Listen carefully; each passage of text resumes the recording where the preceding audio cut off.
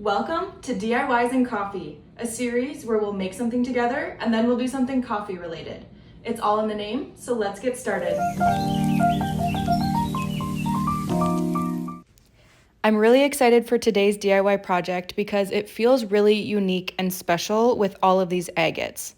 My dad gave me a huge container of these that my great-grandfather had searched for basically 50 years, and he just accumulated this collection, and they ended up slicing them and polishing them. And it's so fun to look through all of the beautiful agates and just to think about all of the work that went into this. My first order of business was to really sort them all so that I could see what I was working with. And at first it was a little bit challenging, but then I started to get the hang of it, where I just separated like the darker ones and then I pulled together some of the red ones. I took out the ones that were clear with little specks in them, and then it was easier to kind of narrow in from there. And with these agates, I'll be creating a planter that's going to go outside. So those were some of the bigger ones, and then I also wanted to create a pile of the smaller, more intricate ones that I wanted to at least pull a few of for the planter. When I first started playing around with what I wanted each tray to look like, I tried to stick to kind of a color palette, but then I felt like it was really neutral and I was missing some of the fun special pieces that were in this collection, and I didn't want to box myself into something that was just like too plain and miss out on all of the fun, intricate designs and cool colors that pop through in these amazing agates. At first, I was just planning on doing resin in these trays, but then I ended up using some grout that I had on hand. This gave all of the agates a white backdrop, and I felt a little bit more confident placing each agate and knowing that it wasn't going to shift around. Since we've had this grout for a little bit, I did use a mister to kind of prepare it and add some moisture back into the grout. And that helped it to not be so crumbly, and it actually allowed me to press each agate into the grout. I found that this was really easy to work with, and I was glad that I went this route. Then I took a Q-tip and pushed down some of the edges to make sure that it wasn't overly bumpy on the edges. They didn't have to be perfect, but then I also sprayed everything again to really just get the grout moving.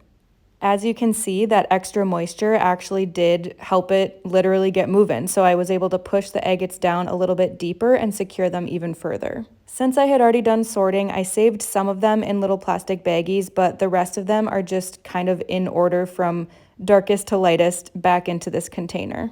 So now next time I have a project, it'll be a little easier to get started.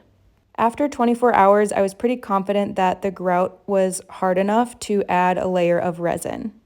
I decided that as I was doing this project, I would also make this little wooden frame filled with agates and just resin with no grout in the background, just to kind of see what that looked like. So to get started with the resin, you want to mix together equal parts of the epoxy resin and the hardener that it comes with, and you just stir it for like 4 to 5 minutes or until it looks clear. And I realized that this one wasn't turning clear because the components were a little bit too cold, and so I put them in some warm water for a little bit, and then that was a lot easier to work with, but this resin still turned out totally fine. My plan was to let this set for a little bit, and then I just went for it, and I was like, well, shoot, I have to do the whole thing now because I can't have like different layers of agates in this thing. And so this definitely was a difficult route to take, and I wouldn't recommend it, but it did technically work out. But now moving back to the planters, this was such a satisfying thing to watch. Just seeing the resin go over these agates, I feel like it just really helps them shine, it makes them protected, and it also makes the actual surface flat so that when I put plants on it in the future, it will be flat and sturdy. And with this batch, after these components have been in their warm bath, you'll definitely be able to tell the difference, where as you're stirring, it starts to become clear, and that's when you know that you're done stirring. But still, it's about 4 to 5 minutes, and it will become very obvious to you. And like I said, both ways, without the bath and with the bath, it ended up hardening just fine. You do also want to make sure that you're scraping the sides so that everything in that cup is getting mixed together really well. And then you just pour it right on top, and it just worked out that 1 cupful was all that I needed for each tray. Everything was completely covered, but it wasn't overflowing and it wasn't even too close to the rim. I was kind of glad that there was a little lip on it still. And you will start to see some air bubbles, and so I just use a heat gun, which you could also use a hairdryer, to just make sure that some of those bubbles are getting out of there.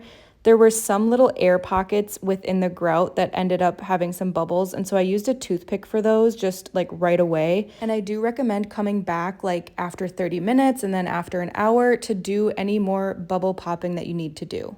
I let the resin harden for a couple days and I put bins on top of them so that no dust or lint got stuck in there. I was happy to see that nothing shifted around too much in the little small square piece, and this planter I got at IKEA, and you just put each circle, one on the top, one on the bottom, and they don't lock in place or anything, so you can always switch them out later. After seeing everything put together, I was definitely happy with the decision to put white grout underneath it because I feel like each agate really pops now. And I was glad that I included different pops of color and different patterns on each one because I just think it adds a lot of interest and visual appeal. And now it's just a cool statement piece that we have outside and it feels totally outdoorsy. And we just love having this kind of heirloom piece because this was something that my great grandfather hunted for these agates, and now they're in this cute little planter. And now that we're all done with this DIY project, let's get some coffee. Today, we're visiting Isles Bun and Coffee. This is a coffee shop close to Lake of the Isles in Minnesota, and it has gotten so popular because of their cinnamon rolls that there is literally a line to get in, basically probably every weekend.